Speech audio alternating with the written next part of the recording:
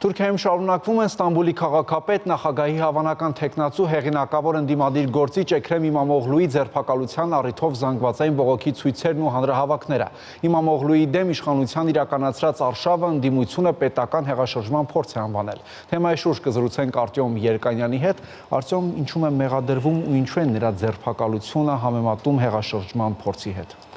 Դատախազությունը ներկայացրել է, թե նրա ղեկավարած քաղաքապետարանում կատարվել են մոտ 560 միլիարդ լիրայի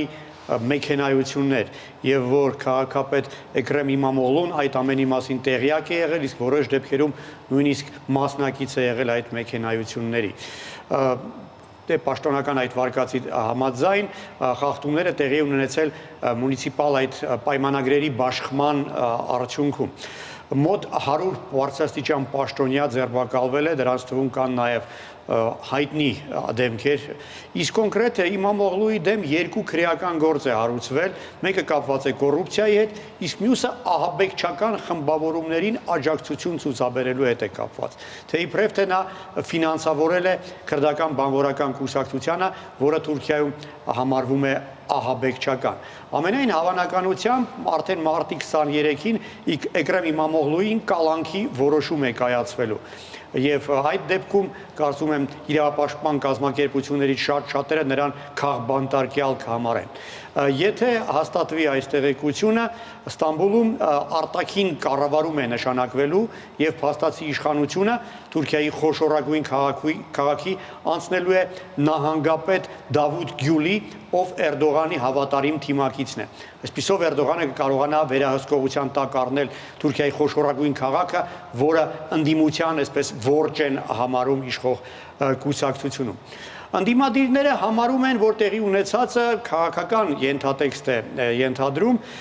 բանն այն է, որ գալիք կիրակի օրը Թուրքիայի գլխավոր ընդդիմադիր կուսակցությունը Ժողովրդի հանրապետականը, որի անդամ է Էքրեմ Իմամօղլուն, պատրաստվում էր նրան նախագահի թեկնածու առաջադրել։ Իսկ բոլոր հարցումները վկայում են այն մասին, որ Իմամօղլուն ոչ միայն իր կուսակցությունում ամենամեծ ժողովրդականությունը վայելող անձն է, այլ նաև ողջ Թուրքիայում։ Համենայն դեպս նրա վարկանիշները այսօր ավելի բարձր են, քան Էրդողանի վարկանիշները։ Եվ թեև նախագահական ընտրությունները Թուրքիայում հերթական ընտրությունները 28 թվականին պետք է տեղի ունենան, շատ մեծ է հավանականությունը, որ արդեն գալիք տարի արտահերթ ընտրություններ են լինելու, եւ այսպիսով Էրդողանը փորձում է մեկուսացնել եւ շարքից հանել իր գլխավոր հակառակորդի, առանց որի նա հնարավորություն կունենա ընտրություններում, նա կամ իր թիմակիցը ընտրություններում հաղթելու։ Մինչ այդ էլ որոշակի քայլեր ձեռնարկվել էին Իմամօղլուին շարքից հանելու համար, այսպես ասած, բանն այն է, որ Թուրքիայում պարտադիր պայման կա, որ նախագահի թեկնածուն պետք է ունենա բարձրագույն կրթություն, եւ մի քանի օր առաջ Ստամբուլի համալսարանը չեղարկել էր Իմամօղլուին տված բարձրագույն կրթության մասին դիպլոմը։ Իբրև թե նա այլ համալսարանից տեղափոխվելու ընթացքում ինչ որ խախտումներ է տեղի ունեցել։ Դա եւս այսպես հող է նախապատրաստում, որպեսզի մերժվի Իմամօղլուի նախագահի առաջադրումը։ Եթե իսկապես Իմամօղլուին այս քայլերի արդյունքում հնարավորություն լինի հանել դիստանցիայից, Էրդողանի թիմը իսկապես որոշակի շանսեր կունենա հաղթել գալիք ընտրություններում։ Հիշեցնեմ, վերջին մունիցիպալ ընտրություններում իշխող կուսակցությունը խայտառակ պարտություն է կրել եւ արձանագրել է ամենացածր իր վարկանիշը վերջին 20 տարվա ընթացքում։ Իսկ ինչպես է այս ամենն ընդունվում հանրության կողմից։ Էքրեմ Իմամօղլուն իսկապես շատ մեծ ժողովրդավարականություն է վայելում Թուրքիայում, մանավանդ Ստամբուլում, որի քաղաքապետն է արդեն 3-րդ անգամ կարծեմ ընտրվում, նաև իդեպ Ստամբուլի հայերի աջակցությունն է վայելում, մի քանի անգամ այսպես ընդգծված իր վերաբերմունքն է արտահայտել հայերի նկատմամբ, եղել է հայկական եկեղեցիներում պատարակների, եկել է պատրիարքին շնորհավորելու հայկական ազգային տոների կապակցությամբ, իր նախաձեռնությամբ նշանակվել են հայազգի գործիչները Ստամբուլի այսպես թաղային փոխքաղաքապետերի պաշտոնում, այսինքն հայերը եւս հակված էին կարծում եմ ընտրություններում ձայն տալ հենց Իմամօղլուին։ Ոմանք կարծում են, որ այս ռեպրեսիաները միայն դրական ազդեցություն կունենան նրա վարկանիշի վրա։ Ժամանակին, երբ Էրդողանն էր հավակնում երկրի ղեկավարի պաշտոնին եւ նրան էին ձերբակալել, արդյունքում նրա վարկանիշը զգալիորեն աճել էր։ Կարծում եմ տեղի կունենա նույնը նաեւ այս անգամ։ Թեև Ստամբուլում արգելվել են ցանկացած տեսակի հավաքներ, հանրահավաքներ եւ ցույցեր, դրանք տեղի են ունենում։ Մարդիկ բողոքում են,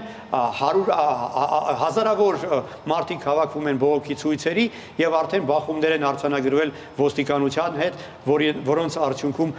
կան տուժածներ։ Մասնավորապես ոստիկանությունը հատուկ միջոցներ է կիրառել Ստամբուլի համալսարանի ուսանողներին ցույցը ցրելու համար։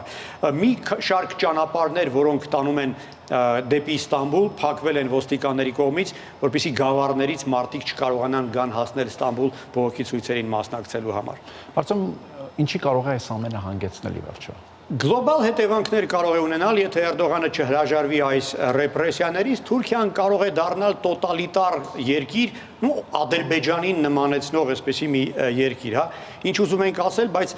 Թուրքիան այնուամենայնիվ ժողովրդավարություն է ի տարբերություն Ադրբեջանի եւ կարող է նման գործողությունների արդյունքում զրկվել իր այդ համբավից։ Մի շարք արևմուտքի գերտերություններ արդեն դատապարտել են Էրդողանի այս արածները, մասնավորապես Գերմանիան, Ավստրիան, Շվեյցարիան, Եվրամիությունը եւս դատապարտել է։ Եվ իրական հեռանկար կա, որ Եվրամիության եւ Թուրքիայի միջև հարաբերությունները ահա այսպիսի զարգացումների դեպքում կարող են ել ավելի լարվել։ Իսկ եթե նման գործողությունների արդյունքում Էրդողանը կարողանա վերահսկողության տակ առնել Թուրքիան նաև ընտրություններից հետո, իրական շանսեր կա, որ Թուրքիան կդառնա իսկապես այն տոտալիտար երկիրը, որի հետ Եվրոպան պարզապես չի ցանկանա ոչ մի ընդհանուր բան ունենալ։ Շնորհակալություն, Արծիվ։